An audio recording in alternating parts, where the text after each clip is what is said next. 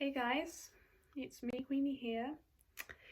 You probably have not seen my face in a very long time because I've been off YouTube for a very long time right now. But today I want to talk to you because it's a very important day for me as an Apple fan. It has been 10 years since Steve Jobs, the founder of Apple, passed away.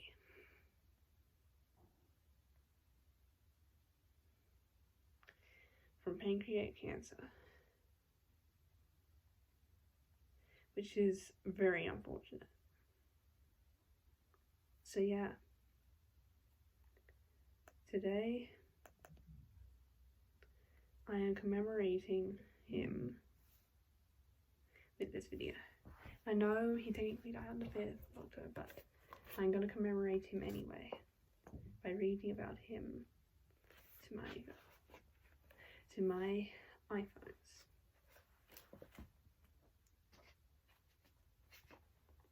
Here's to the crazy ones, the misfits, the rebels, the troublemakers, the square pegs and the round holes, the ones who see things differently, because the people who are crazy enough to think they can change the world are the ones they can. Okay, you lot?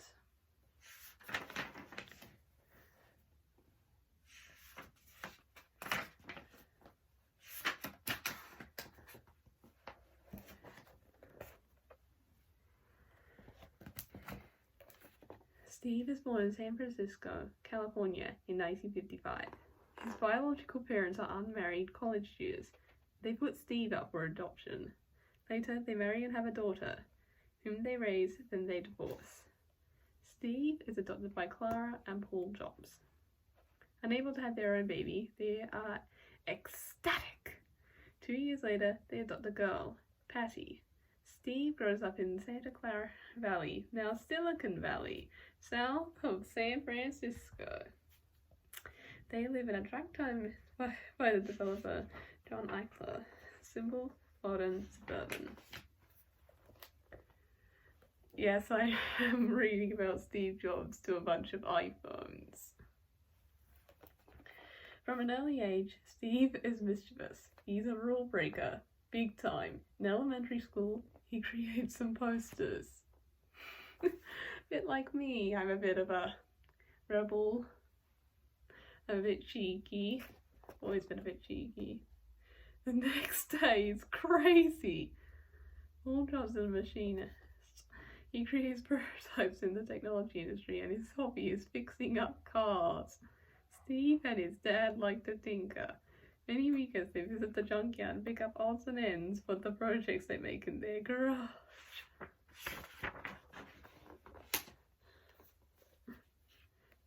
Santa Clara Valley in the early 1960s is a buzzing, busy place with hundreds of technology companies employing thousands of people. The United States is in a Cold War and a space race with the Soviet Union. The Russians live in a communist society considered a threat to US capitalism. Having launched Sputnik, the first satellite in 1957, the Soviets are winning the space race. Scrambling to catch up, the US government is finding oodles of defense contractors who are experimenting with new space and weapons technology. These Silicon Valley businesses are part of what's called the military-industrial complex. Steve's neighborhood is swarming with engineers who work at places like NASA, Westinghouse, and Lockheed Missile. There is an exciting air of mystery and intrigue. Companies that started out small inside home garages, like by Hewlett-Packard, are becoming giant. Tiny new companies are sprouting up in Steve's neighborhood. One day, they'll be huge! Steve and his dad make good use of their garage. Steve even has his own workbench. One weekend, they build a wooden fence around their yard. Even the parts you can't see should still be well made and look good. Okay, Dad.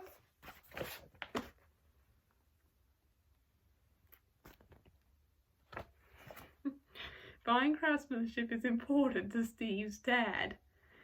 Steve likes to assemble do-it-yourself kits. It makes him feel like he can do anything. Steve learns at an early age that he is adopted. Does that mean my real mom and dad didn't want me? His parents assure him, "Oh no, honey, you are special. We love you very much." Even with these reassurances, the idea of abandonment will haunt Steve forever. Man, I feel bad for the poor guy. In middle school, Steve's superior intelligence leads to the general boredom and more mischief-making. Some dangerous.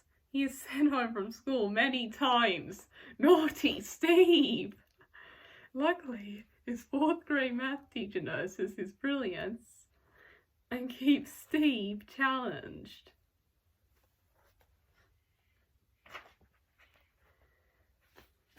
Outgoing and always curious, Steve makes friends with some of the neighborhood engineers.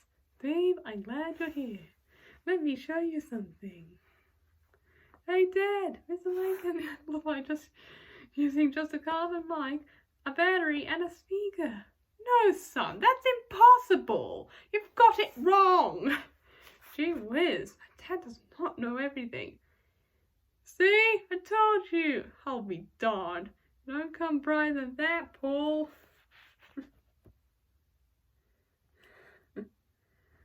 As Steve grows, his parents continue to nurture his curiosity and indulge him and make him feel special. Things are pretty low-tech. These vinyl discs, called records, are just a few songs and you play them on an electric turntable called a record player. See, iPhones? Here are your ancestors.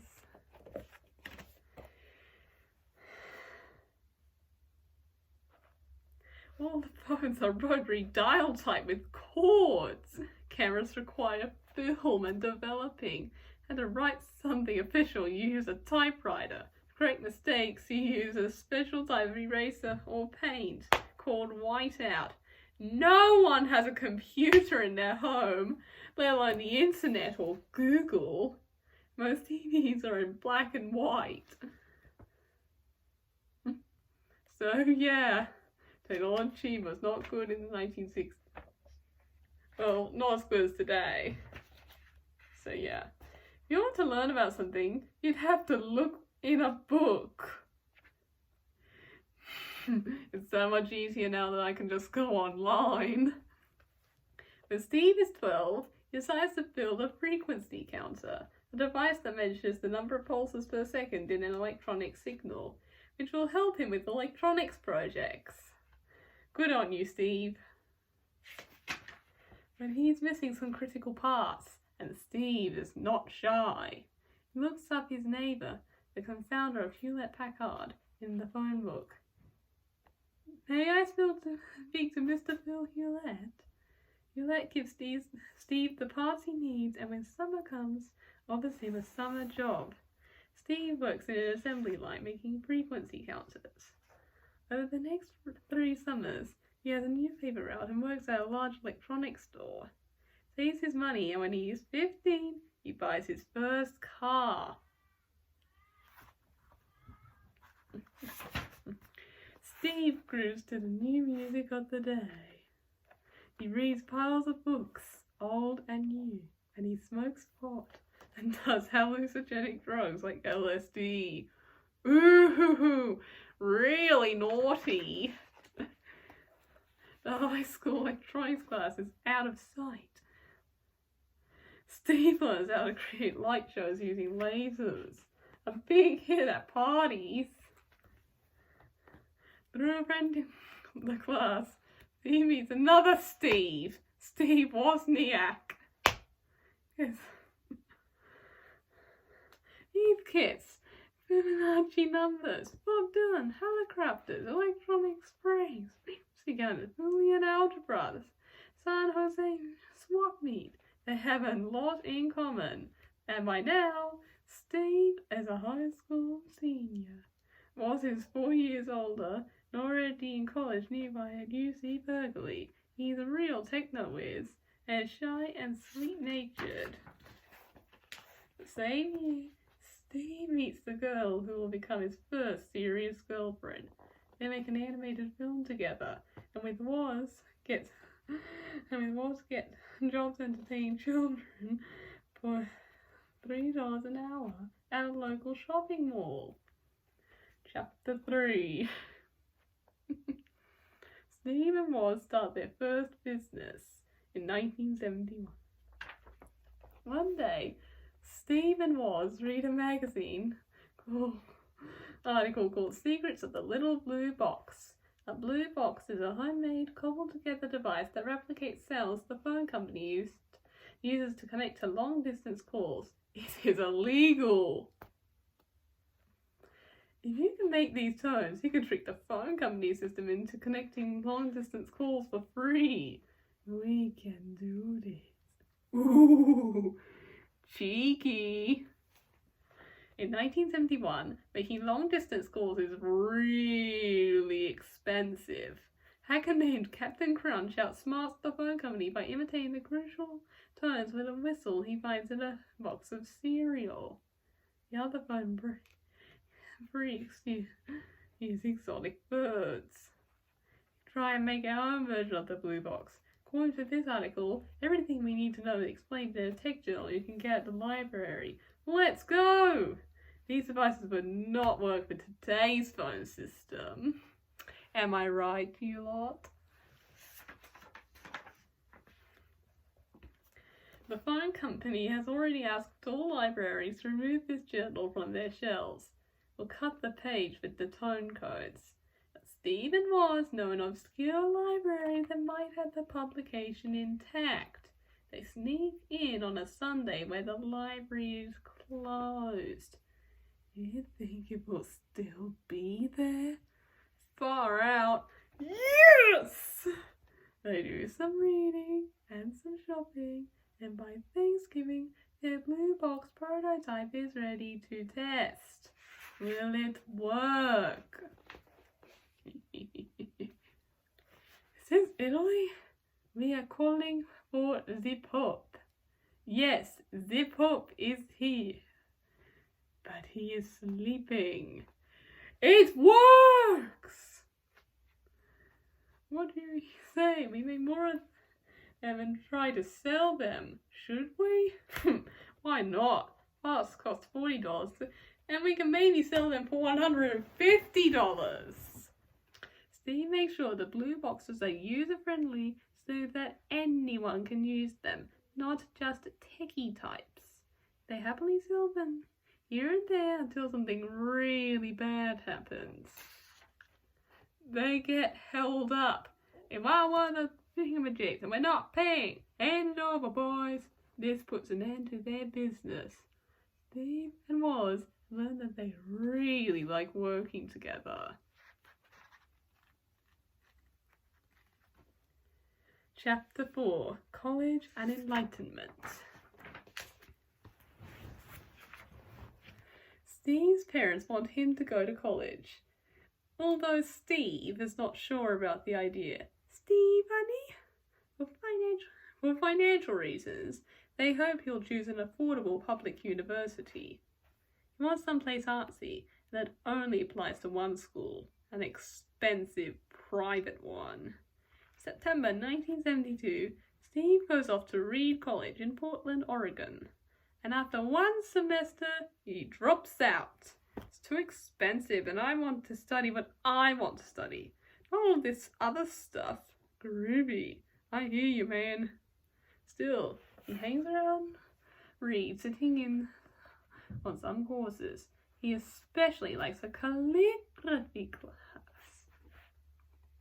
To earn some money, he returns soda bottles and collects the deposits, 5 cents each. Steve leaves college and spends time on a commune in an apple orchard in Oregon. He learns the art of pruning, cutting and trimming trees to make them grow stronger. He becomes a veggie, kind of like me, because I'm a vegan, and eats so many carrots he turns orange. So this diet, he wrongly believes he does not need to bathe much. Oh, for goodness sakes, Steve. After 18 months in Oregon, Steve moves back home and tries to get a job at Atari, a computer game maker. Not leaving till you hire me. Who is this kid? He gets hired as a technician for $5 an hour. Because he never bathes, he is made the lone employee on the night shift. Steve works on game design, like all computer games in 1974. Atari games are simple, no instruction manual is needed, and Steve really likes that. Ugh, I just can't get over the fact that Steve refused to bathe a lot. I mean, ew! That's silly. Like, I hold him in such high regard. It's really just something funny to think about. Circa 1970, coin-operated computer games, all in black and white only, first a successful video game, like 10 voltaires on a screen. Space Race. 2 players each control a rocket ship, avoiding obstacles. Tank. Players guide their tanks around a maze, firing at obstacles.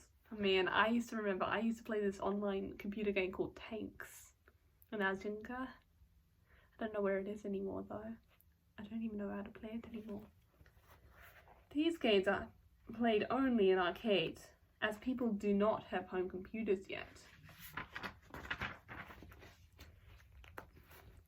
Ever since he was a teenager, Steve has looked at himself in the mirror every morning and asked, "Today was the last day of my life. Would I want to do what I'm about to do today?" The motivation there, you guys. And when the answer had been no for too many days in a row, he knows he has to change something. "I'm going to find my guru." "You're going to do what?" "I'm going on an adventure to try and figure out who I am." And he's off to each day as if it were my last, and one day of my last. India! He travels the country with his friend Dan, living simply, searching for simplicity and seeking enlightenment. After 7 months, Steve returns to California. "Steve? Is that you? Can't be." And his parents do not recognize him. Steve likes to take long walks while he's thinking. Calm the mind, tune out distractions. He still feels restless. Wonder if I should travel again, far and wide. You know the Zen saying, if you're willing to travel around the world to meet a teacher, one will appear next door. Oh wow. Indeed, Steve meets a local Zen master. "Shall I travel again, far and wide, or keep working in the tech industry?" The Zen master thinks, "Stick with technology, young man." Chapter 5. The Birth of Apple. For all of you. Steve meditates in the mornings, audits physics classes at Stanford University in the afternoons, dreams of starting his own business, and goes back to work at Atari. Okay, his boss offers much advice. Pretend to be completely in control and people will assume you are. Don't take no for an answer. Meanwhile, at Hewlett-Packard, Woz is frustrated designing calculators. He has a new idea. It's my prototype for something called a home computer. Not interested. It's not a serious computer. It's just for hobbyists. HP may not like Woz's idea, but Steve does. Insanely great, man. Let's start a business.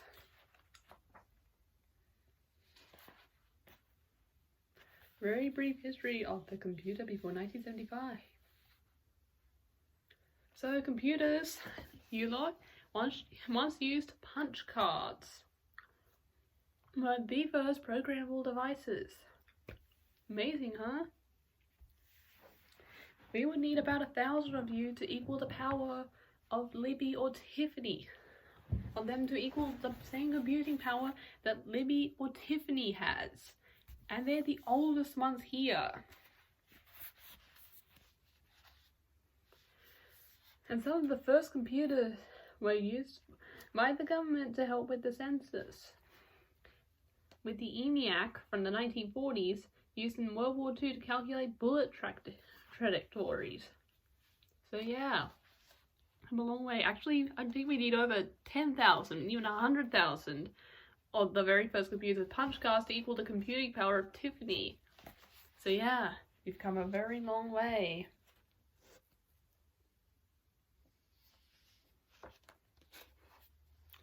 A short staff of people called operators work with the computers. Almost no one has a computer in their home, or at their work for that matter. They wear white lab coats and speak their own language. Seems like the ABEM had the SCV main plus A OZ but it doesn't look quite right. We can't read the backup tape because of skew errors. In the 1970s, powerful computers were huge, and since memory takes up a lot of space. Ginormous computers showed here would only hold 8 megabytes of memory. Wow. That's shocking. For something so big, it can only hold 8 megabytes. No one else in the world is allowed to touch the machines. 2015, 64,000 megabytes fit in a cell phone. Isn't that amazing? So that's how much would have been DeAndre right here. He would have 64,000 megabytes on him. And that would be the case with you, Olympia. Use your 64 gig iPhone. And you, Scarlett, you're also a 64 gig. Slowly, companies are coming out with microcomputer kits, but they tend to be for handy, techie scientist types. Quite complicated assembly, and don't really do much. They are also hard to use, and rather ugly. And there are almost no programs for them, and they're very expensive. Talk about impractical. Makes a Miata look practical in comparison. Here we're talking automotive, but we're talking computers, so let's not get off on a tangent. More and more, Steve and Woz envisioned their home computer. We can do this ourselves, and do it better! They decide to raise money to buy parts to build a prototype. Woz sells his Hewlett-Packard calculator for $500. Steve sells his Volkswagen Buzz for $1,500. Steve and Woz want their computer to be easy to use, nicely designed, and inexpensive, like the simple modern home Steve grew up in. We need a company name. Matrix? Executech? Personal Computer Inc.? All too boring. Steve thinks back to his days of working in the Apple orchard. How about Apple Computer? 1976. Their prototype comes together. Woz is a techie wizard. Steve is 21. He can drink legally. Steve and Woz become more active in a local computer club. We should show them what we had this time, and bring their new product to make a presentation. It's insanely great! It's called the Apple I. It has 8 kilobytes of memory. All the essentials are built in. Woz is the engineering genius. Steve is the salesman with the big picture.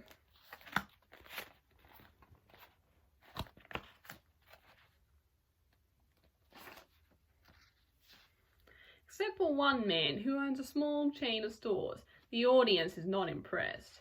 Interesting, keep in touch, boys. You bet. And the very next day, Steve stops by. Hi, I'm keeping in touch, and makes a sale. Okay, I'll take 50 apples, but I don't want build-it-yourself computer kits. I need them assembled. Sure, okay, whatever you like. Hey, boss. We're in business! An assembly line is set up in the Jobs family home. Steve does the soldering. Woz assembles boards. Sister Patty helps too. Mum answers the phone. Another friend does the bookkeeping. Dan packs the assembled computers into boxes. After they've been tested by Dad, Steve delivers the finished product. Here it is. Apple I computer. The processor is the brain of the computer. Memory is where the data and instructions are stored. Important for you iPhones. This is what the first ever computer looked like. It's nothing like you lot. Booting up means loading software from the disk tape into RAM memory. Whoa, we're going way back.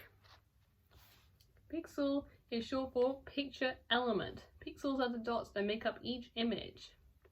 There is heavy use of the arrow keys to get where you want to be on the screen. No one has invented the mouse yet. So tedious. A core wood case made by a local cabinet maker. RAM, random access memory, is where programs actually run. ROM, read-only memory. And the programming routines that are burned into permanent memory. Graphics are crude in 1976 because unlike today, the pixels are huge. Images are mostly in black and white, very few colors, if any. 1 byte is 1 character, like a 1 or a Z or a % sign. 1 kilobyte is 1024 characters, roughly 1 page of text. 1 megabyte is 1,048,576 characters, roughly a whole book. 1 gigabyte is 1 billion. I can't even read that number. There's roughly 1,000 books, a whole shelf, and 1 terabyte is roughly 1 million books, a whole library. I don't think it would have happened without Woz, and I don't think it would have happened without me. Chapter 6, Moving Up. The apples are selling, but only to a limited market of hobbyists and other techie types. Steve and Woz understand that for their company to grow, they need to make some changes, so they hire more people, engineers, programmers. There are now 12 employees. They rent office space nearby in Cupertino. Because they need more money, they find an investor. Apple is now valued at $5,309. Makulla will give them cash in exchange for part ownership of Apple. Steve is 21 years old. Woz is 26. Makulla, 34, has already retired from the tech industry, a millionaire. He is good at marketing and sales and will help them get their business going. Steve really likes his attitude. You know, you should never start a company without the goal of getting rich. Your goal should be making something you believe in and building a company that will last. Steve has really good has a really good mindset when it comes to business. I think I should take that on board when I start my own business someday. We need to come out with the next Apple. Simplicity, ease of use. What are people going to need from technology? When new technology offers new features, we gotta run with it. Technology is evolving at a supersonic speed. For the next Apple, Steve wants to break out the hobbyist market and design a computer that will appeal to a wider audience. Should fit in an attractive case and have a built-in keyboard. This has never been done before. Steve goes to the mall to study the design of small kitchen appliances.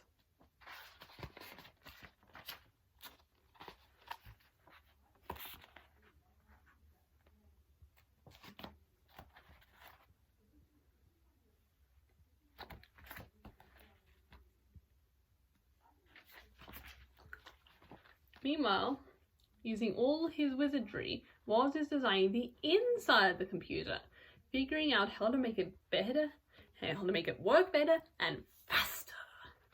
He has finally quit his job at Hewlett Packard. Boys, You need a marketing plan, a logo, etc.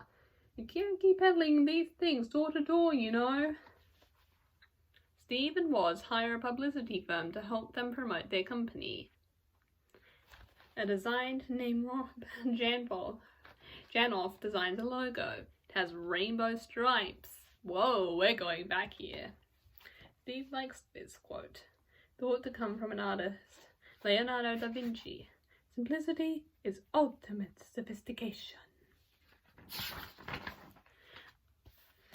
Ta-da! The Apple II. It's insanely great. It does indeed stand out from the others. Simple, sleek, and elegant.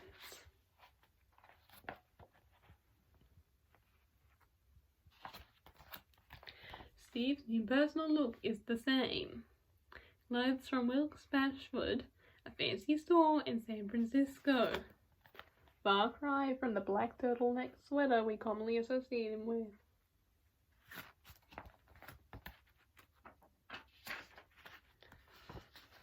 The new Apple IIs get snapped up. The price is fair too. I like the colors and the design. Super sleek. You can add cards and customize it. This Visicalc personal finance program is a breeze. Wow, it looks so simple to use. Language it uses is called BASIC, so it must be easy. People use the computers to manage money, control model railroads, and calculate the velocity of footballs, among many other things. Steve moves out of his parents' house and into his own house. He has a new girlfriend.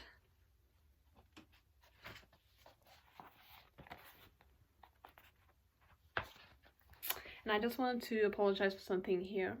I'm sorry if I don't really sound very articulate today. That's because I've been sick for these past few days, and so yeah, and also, yeah, so sorry if I don't really sound that articulate. I just been quite sick and stuff for the past few days. Woz has become a lot less involved in Apple.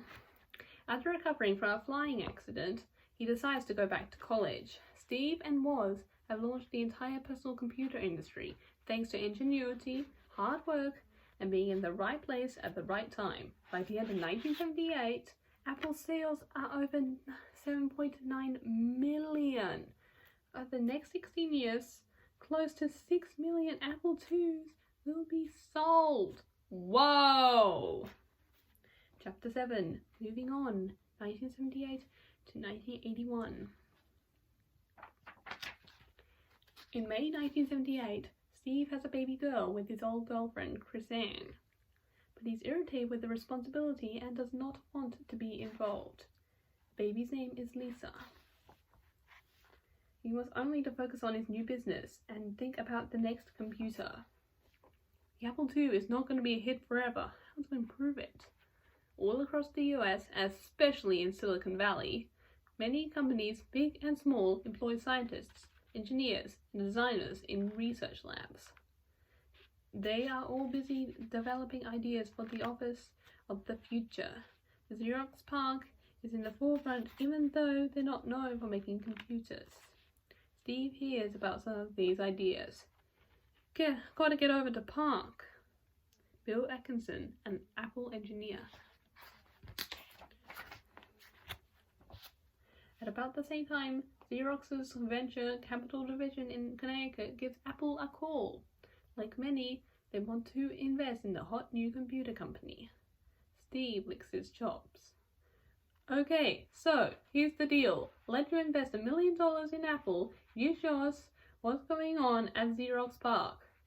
You gotta share everything with us. No problem. The Connecticut office has no idea how valuable Xerox PARC's research is.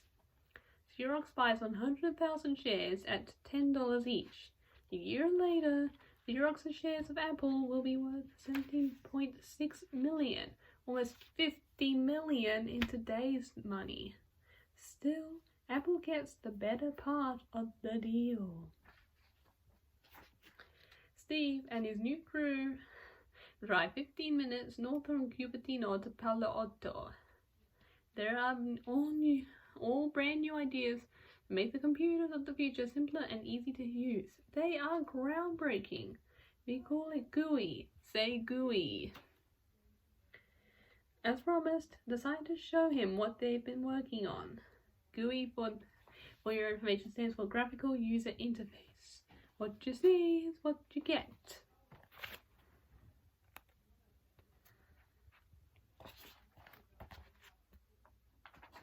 It's mind-blowing. It's apocalyptic. This is the future of computing. Insanely great. I can't believe Xerox isn't pushing their own Xerox-style computer with all these cool features in the consumer market. They're sitting on a gold mine. The corporate office is out of touch. They're just thinking about copiers. They can do a lot with this. And they do. These new ideas will get used in Apple's next computer. By September 130,000 Apple IIs have been sold. They are now more than 1,000 employees, and the company occupies 15 buildings. With the new technology and ideas from Xerox PARC and a new computer in the works, time to go public. Apple is a highly successful young company with thousands of loyal users. People clamor to buy shares of stock. Apple's value goes up quickly. By the end of December, it is valued at $1.79 billion. Steve himself owns 26% of the stock and is now, at the age of 25, worth over $250 million. Hey look, I'm famous! However, he continues to live life simply. The brash young entrepreneur surrounds himself with just a few well-designed things.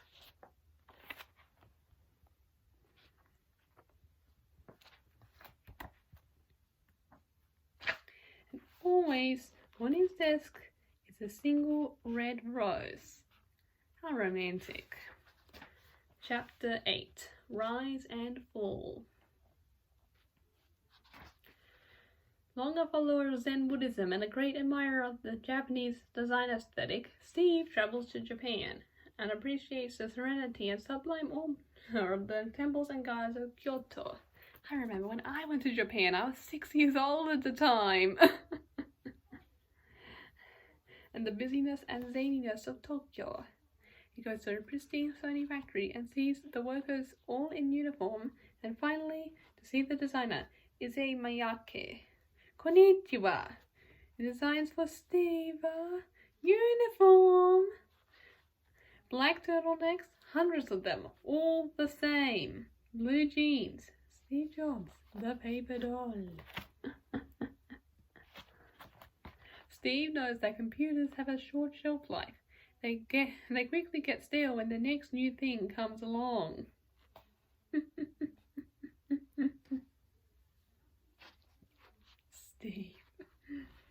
Steve's main focus is now Apple's next computer. He's concerned with the inner workings. Larry, it's taking too long to boot up. Steve, because if it could save a person's life, would you find a way to shave 10 seconds off the boot time? Oh yeah, but there are 5 million people using our computer and it takes 10 extra seconds to turn it on. That's the 3 million or so hours, 100 lifetimes. Wasted! Steve is still concerned with the outside of the computer, becoming even more involved with the design. Simplify must be intuitively obvious. The radius of the first chamfer needs to be bigger. It's too boxy. Less is more. Don't like the size of the bevel. More curvaceous. Work continues, but these are harder times for Apple. Other companies, like IBM, have entered the personal computer industry. Will we buy our PCs from the giant IBM or that small new company named after a piece of fruit? PC by IBM has the big established IBM name, has decent word processing, favored model of large businesses as it can connect and communicate with IBM minis and huge mainframe computers. Apple II has the PhysiCalc, a terrific program for visualizing spreadsheets, offers pioneering programs for writing and making music, has games, graphics, and educational software favoured model of schools and universities.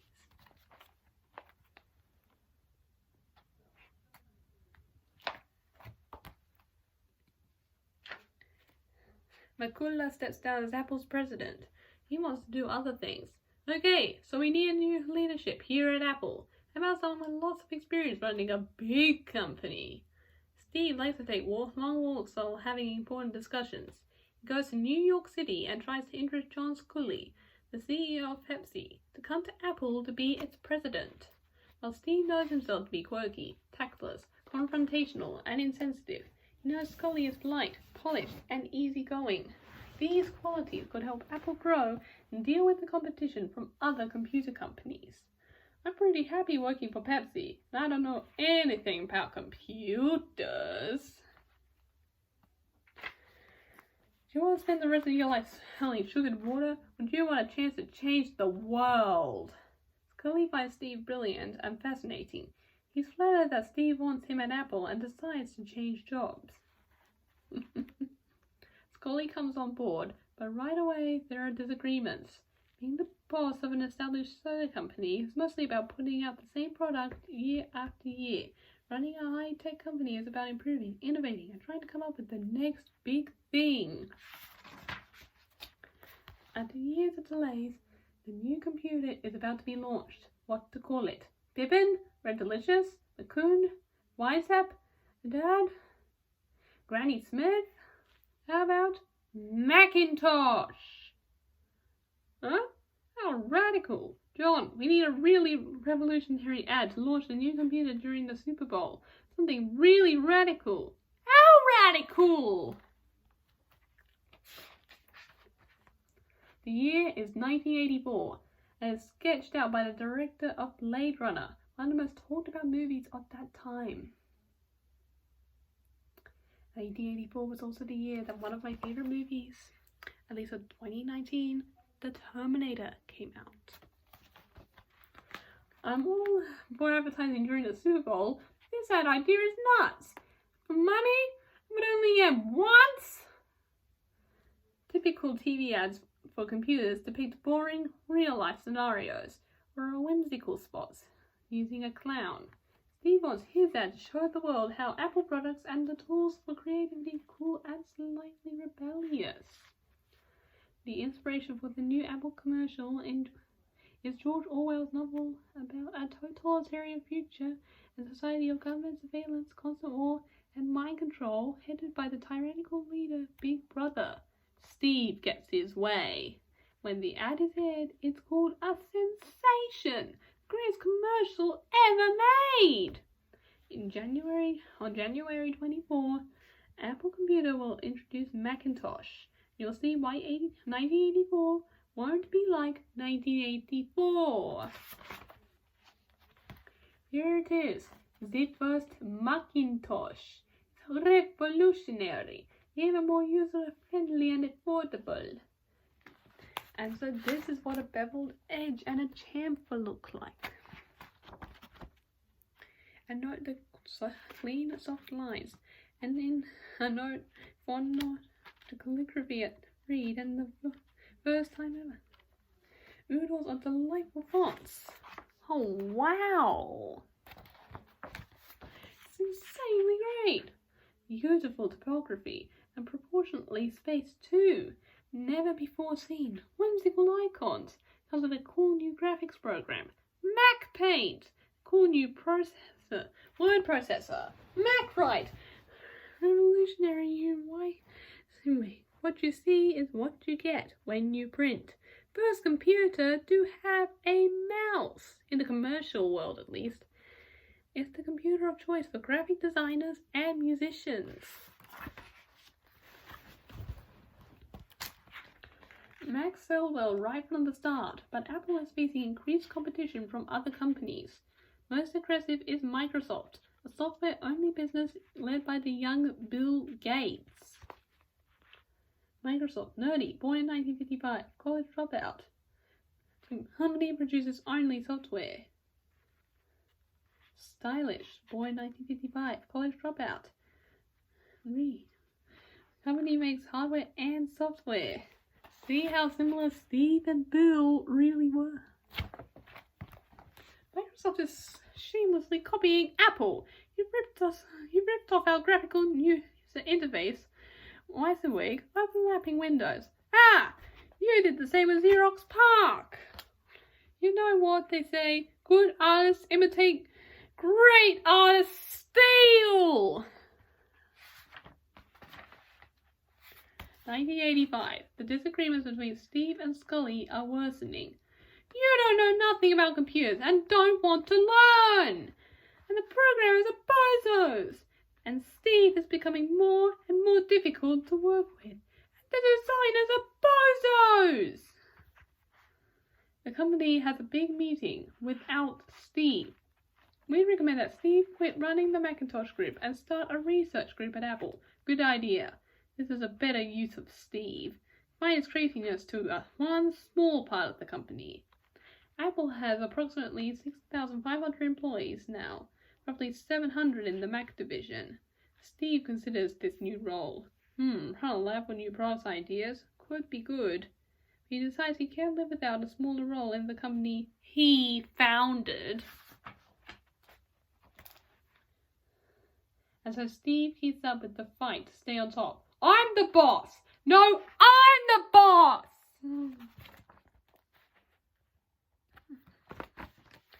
He becomes so nasty and unreasonable, so difficult to work with, that in the end, the board members and the other employees choose Scully as boss. You all are complete bozos! And poor Steve is forced out of the company he started in his parents' garage. Oof, it's crushing for poor Steve-o. Our beloved Steve. Oh, Daddy. Steve quietly sets all but one share of his Apple stock, worth about $100 million, or $217 million today. In 1986, Steve shares trade for $4 a piece.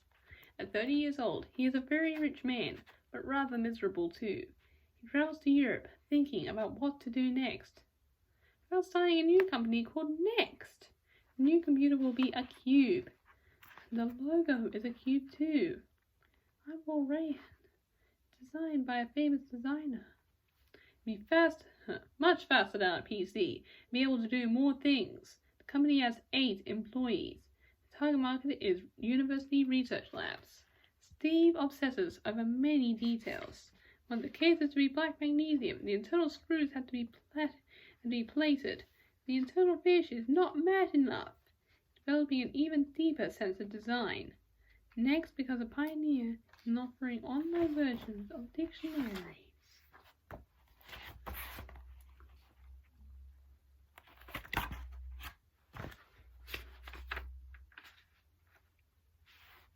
The Sony Walkman.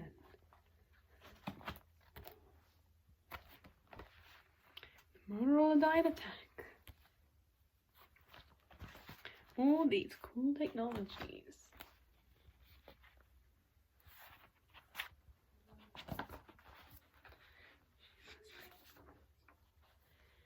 Next struggles.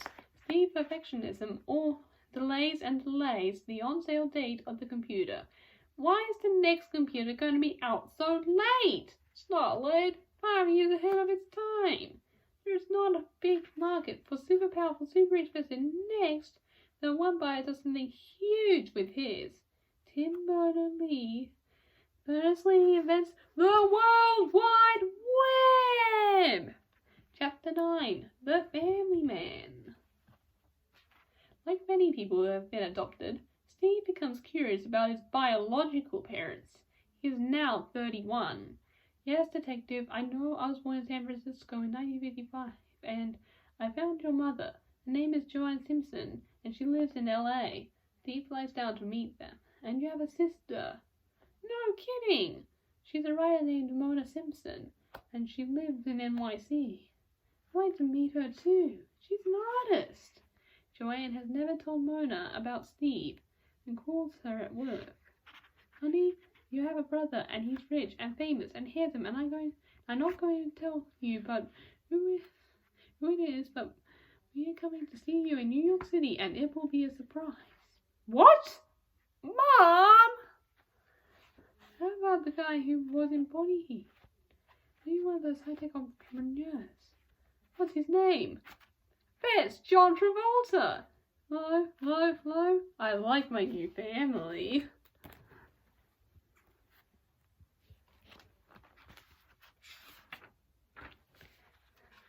As the CEO of Next Computer, Steve is asked to give a talk. While he is waiting to go on stage, he meets a young Stanford business student. She jokes, "I'm a raffle and you get to take me out to dinner after your talk." "Oh yeah?" But afterward, Steve has a business meeting to rush to. Bye, bye. As he is about to leave, he thinks, "This was my last night on Earth. I want to spend at a meeting or with this woman." Steve follows his heart and meets his intuition.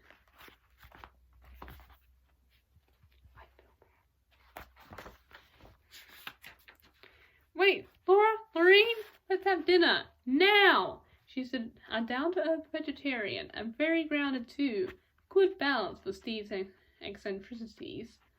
They marry in 1991, and later that year, their son, Reed, is born. Steve's daughter, Lisa, now 13, has become a part of the family too. They all live fairly simply in an old house in Palo Alto. Chapter 10. Branching Out. While still running Next, which is tanking, Steve buys Pixar for $5 million, $10.7 million today, and immediately invests another $5 million to keep it going. Art and technology together, just what I love. Zillions more colors and pixels than most computers. It's a small, pioneering computer graphics company that makes fancy computers and the software to go with them. I think there's a market. Everybody will want one. It just can be rendered in 3D, but the computers are very expensive and don't sell. Steve keeps pouring his own money into the company to keep it afloat.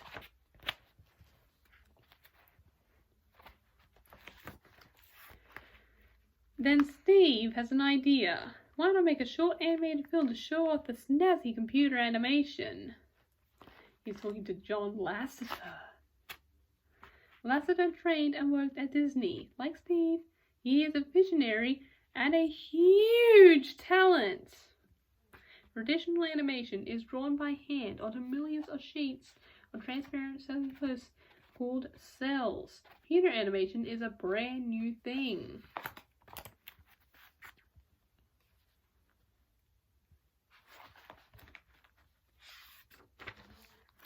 The short film called Luxo, about a lamp, wins some awards. SIGGRAPH, Best Film, an annual computer graphics conference. Pixar gets new business, creating animation for TV commercials, but not enough. The business is going broke. The animation department has an idea for another short film, about 10 toys. You need $300,000 to produce it? Steve is skeptical. Steve takes a hike to mull it over. Going to run out of money soon. Yikes, what should I do? His next flowering too. I've already invested $50 million in Pixar, but I love the animated programs. And that new idea of theirs, well, I'm going to have to go with my intuition and the full steam ahead with Tin Toy, the latest Pixar short film. The little 5-minute film about toys that come to life wins the Oscar for Best Animated Short Film, the first computer animated film to do so. Disney is very excited about this new kind of animation and tries to woo former employee Lasseter back. Sorry, I'm loyal to Pixar now.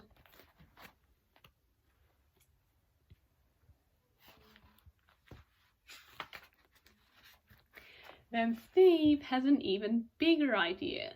Why don't we make a computer feature film, computer animated, in the Disney tradition? No one has ever did this before. As Walt Disney liked to say, it's kind of fun to do the impossible. But Pixar is now almost bankrupt and needs funding to make an expensive feature film. We need money! Okay, we're going to collaborate. Disney gets rights to characters, film sequels, etc. Steve has to accept their deal because Pixar needs Disney a lot more than Disney needs Pixar.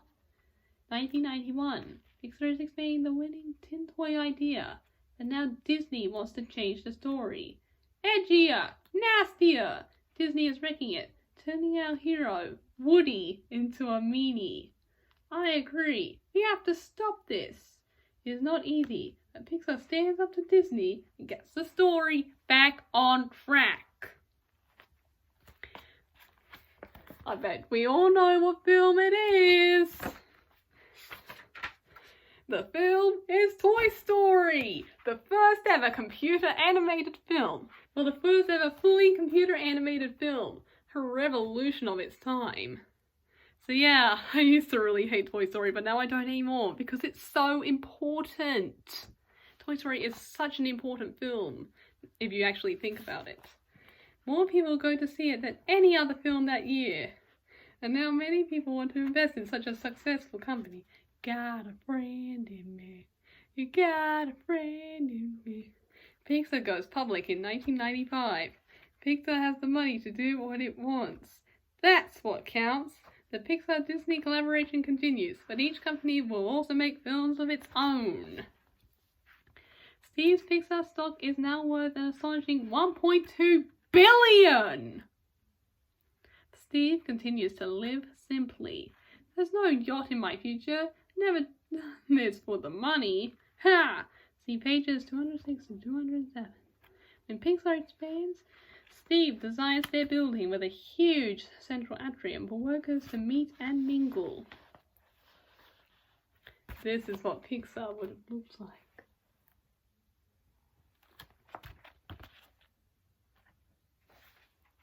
In 2006. The contract between Pixar and Disney is coming to an end. While Disney and Pixar have released mega hits, Disney on its own has made multiple animation mega flops. The new Disney CEO approaches Steve and wants to buy Pixar. Steve puts together a clever deal and Disney buys Pixar for $7.4 billion. Pixar gets stronger, Disney gets better. Wow, Dad, awesome, insanely great. Disney Pixar goes on to win more than 25 Academy Awards. It has become the most successful animation studio in the world. Whoa. Chapter 11. The Return to Apple. Steve is still running a booming Pixar and tanking Next. Meanwhile, back at Apple, without Steve Jobs, the company is failing, becoming a rotten apple. Scully is long gone, as are several other CEOs. IBM's computers and Microsoft Windows software now dominate the market. And Apple has lost $1.4 billion. Oh, $4 million actually. Apple is trying to make too many products, and the morale is low. Because Apple likes the innovative way the next computers work, it buys Next. Everyone assumes Steve will play a minor role. But he has bigger plans than that, and after being gone for 12 years, he makes a triumphant return. Of course, everyone at Apple remembers how difficult Steve can be, but they also remember his vision and his creativity. Badly managed Apple is now close to bankruptcy, and the board of directors and employees are pretty desperate. Initially a part-time advisor, Steve is soon given more and more power. Steve remembers how he went overboard at Apple the first time and at Next. Now tries to make more rational decisions. He fires many people and cuts way down the number of products Apple makes. Steve kicking an apple tree. Out go the Apple printers and scanners, the redundant Quadra and Performer Macs, and the Newton, an early tablet. What's with all of these Macs? Which one should I tell my friends to buy? It's time to focus. We're going to innovate our way out of this. Desktop, computer for the home, iMac, professional for the office, G4, portable, iBook, and MacBook Pro.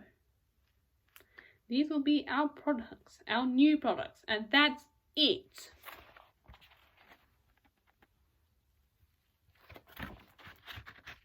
Two for the office and two for the home.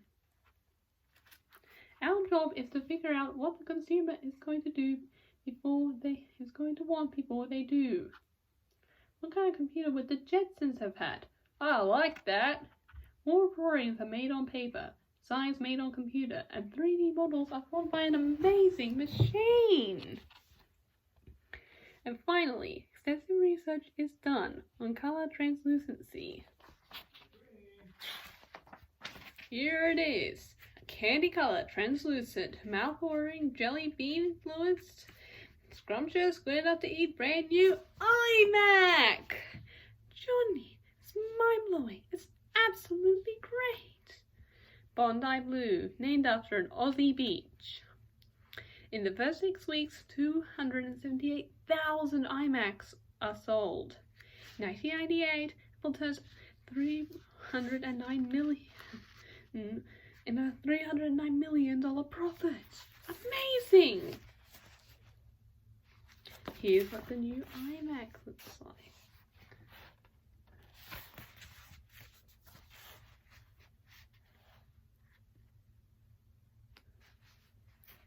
As work continues, Steve has an idea to open stores that sell only Apple products. He wants to control the Apple's customers' shopping experience. Steve, maybe we should have a focus group, test out the market, and see if people might actually shop in an Apple store or buy one of these. Did Alexander Graham Bell do any market research before he invented the telephone?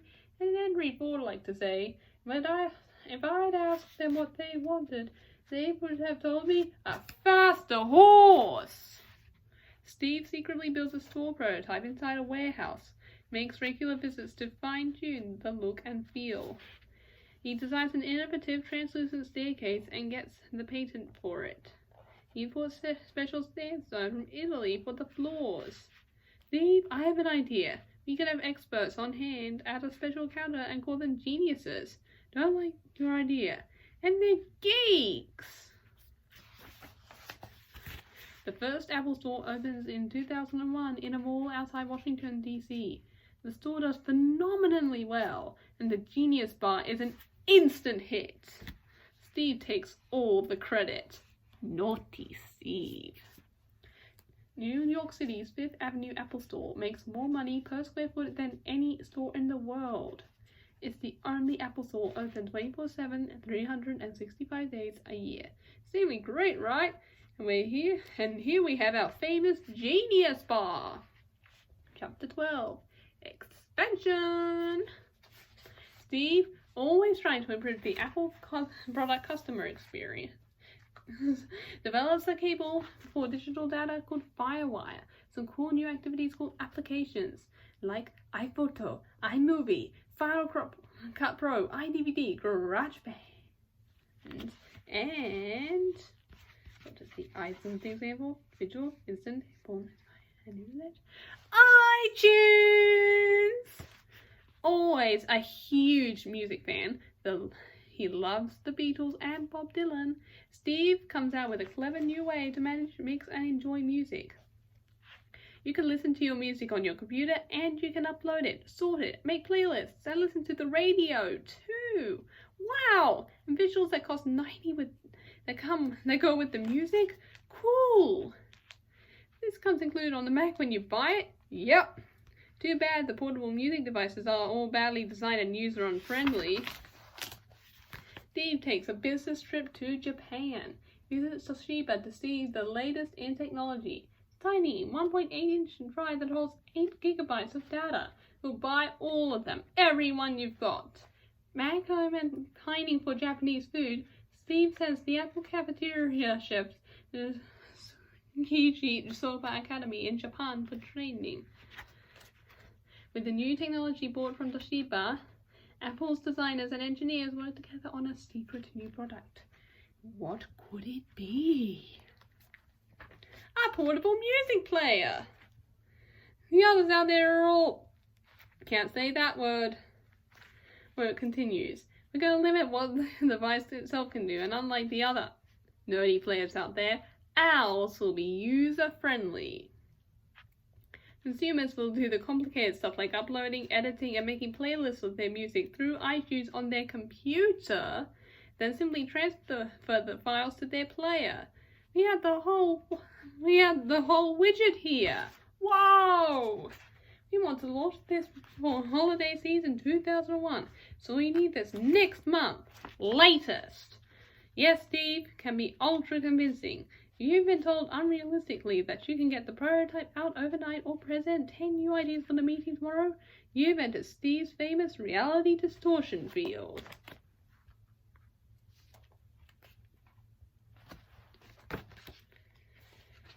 Perfectionist Steve takes a look at the first prototype. Tweak it. No, I want a rounded rectangle. Simplify. No on and off switch allowed. What? If the battery runs out, you lose all the songs? No fucking way. Nobody talk about the project outside or you're fired. Simplify. Only 3 clicks allowed. An engineer presents the prototype that he's been working on for weeks, day and night, night and day. It's too heavy, too clunky. See the bubbles coming up? There's air in there. Get the air out. Needs improvement. Later, one of the designs shows Steve a possible spinning wheel feature. That's it! A wheel! A few weeks later, the final prototype is presented to Steve. Okay, try the headphones. What? Huh? What? When you put the headphone jack in, it's no satisfying clicking sound. Back to work. Stay up all night if you have to. When the headphone jack is inserted, I want a satisfying click. Yes, indeed. Steve is still known as a difficult boss. 6 months working 60-hour weeks perfecting this model. Supplies, brain daddy. Steve, you're a bozo. Start over. Stupid idea. It's not hard. It's hard art. It's not art. That's a piece of junk. It's Byzantine, inedible, it's junky, my way or the highway. Our agency has to come up with 240 different directions for the new advertising campaign. I'll know it when I see it. But Steve, what do you want? Hmm.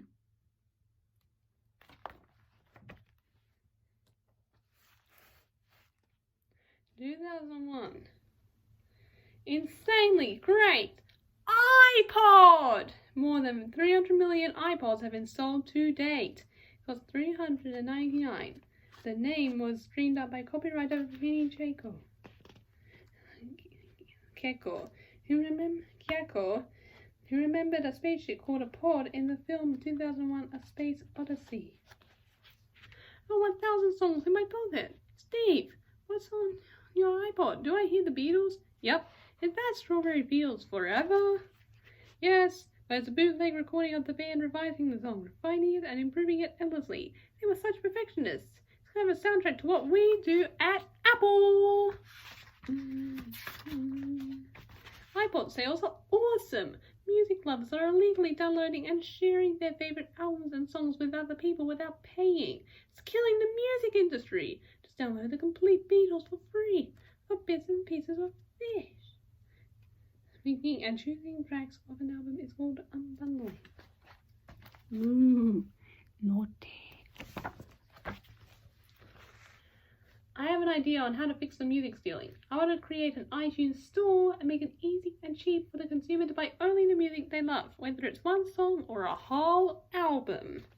Wow! Look at all the different recording companies together and come together and agree to this? Yep.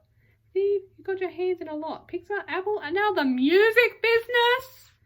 There's a lot I want to do. Vision tells me life will be cut short.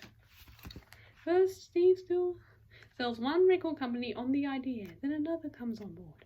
Some ask for 1% off iPod sale. Some recording artists object. No, I'm bundling of my albums. My contract forbids that sort of thing. Steve travels around and shows how easy it will be to use the iTunes store. No deconstructing, but it is too late. Everyone knows that piracy has been going on for months and Steve's innovations are necessary. Then some musicians decide they really like the idea. Looky, man. Somebody finally got it right! Recording artists and music producers finally sign on. Steve gets the record companies to sell their songs online in the iTunes store and gets the music lovers to pay for what they had been getting for free. It's not stealing. Songs are 99 cents each. It's good karma. It's quality. This revolutionizes the music industry. 2003. Unfortunately, Steve finds out he has pancreatic cancer. He'll try many ways to cure it. But first, priority, reinvent the phone. Chapter 13. Car-refined design. Computer-refined design. Steve and Lorraine now have 3 kids, Reed, 15, Erin, 11, and Eve, 8. Steve's impeccable design sense is not left at the office. At home, when it comes time to buy a new washer, meetings are held and pros and cons are debated. Top loaders, no way. Front loaders, German. Most quiet, gentle approach. Use less electricity. Use less water. Need more stove. I like quiet. Dad, does it come in turquoise? So here's the final rundown. After several weeks, a decision is made. Come on in! This is a big day for us. This brain-dead thing. Apple's gonna make a better phone. Portable phones have been around for years. Apple has had one back in the 1960s. Loudy, Miss Loudy, get the chunky, plucky thing in his own briefcase and have a staff member follow him around with it. Some are too big, some require a stick to use, some are too small, some come with a 450-page manual, some are cumbersome. On the silly 1960s TV show Get Smart, which spoofed the CIA, spy Maxwell Smart had a phone in the heel of his shoe. In the 1980s, some cars had phones. Cell phone had become more popular as it got smaller but more compact. But all the phones are junky. They are needlessly complicated. We hate our phones. We need to design a phone we would want to use. Deciding what not to do is important to decide what to do. And our phone will have one button. Figure it out! Steve looks at the first prototypes. Too masculine, too task-driven. You want more rounded corners. No stylus! We already have 5 on each hand. Remember, one button. Just one. First, Apple tries making a phone with a touch wheel. Like an iPod. Nothing like you lot. Multi-touch technology is being developed at Apple for a future tablet. When Steve sees his first demo of multi-touch on a phone, he decides to forge ahead and not hold the technology back. This is the future! This is it! We got this! And glass, not plastic. We're going to find a way to make it work. It's called Gorilla Glass. Very tough stuff. But we haven't made it in 50 years. The executive falls deep into Steve's reality distortion field. You can do it, and leaves with a mammoth rush order. Every year, Steve unveils Apple's new products at Macworld, a trade show for Apple products. Today we have 3 amazing products. We have a widescreen iPad with touch controls, a revolutionary mobile phone. We have a breakthrough internet communications device. Are you getting it? It's just one device. Introducing the... This is really exciting for all of you. iPhone! Insanely great. Every once in a while, a revolutionary product comes along that changes everything. Over 6 million iPhones are sold in the first year. Cost $500. The original iPhone has only one control button, the home button, like what all of you have, except for Scarlett. Such a cool device spawns thousands of cool new applications, now commonly called apps. The whole industry designed these sprouts up. All apps must be approved by Apple and can only be bought and downloaded through the iTunes store. Within 1 month, the App Store sells 60 million applications, and in 8 months comes the 1,000,000th download.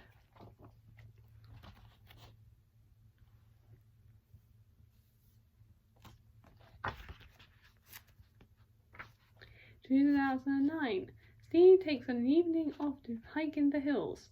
The cancer is spreading. He thinks about the next Apple product, a tablet, and where to go with it. He remembers what Einstein liked to say: creativity is the residue of time wasted, and follow what's mysterious. He strolls through the Apple Store in downtown Palo Alto. Hey mister, can you take our photo? Wow, they don't recognize me. Okay, squeeze in on the right here. More votes spread worldwide.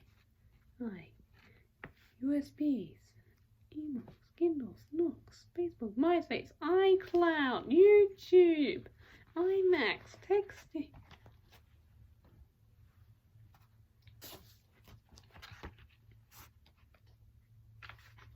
Steve works with a designer on the plans for a family yacht.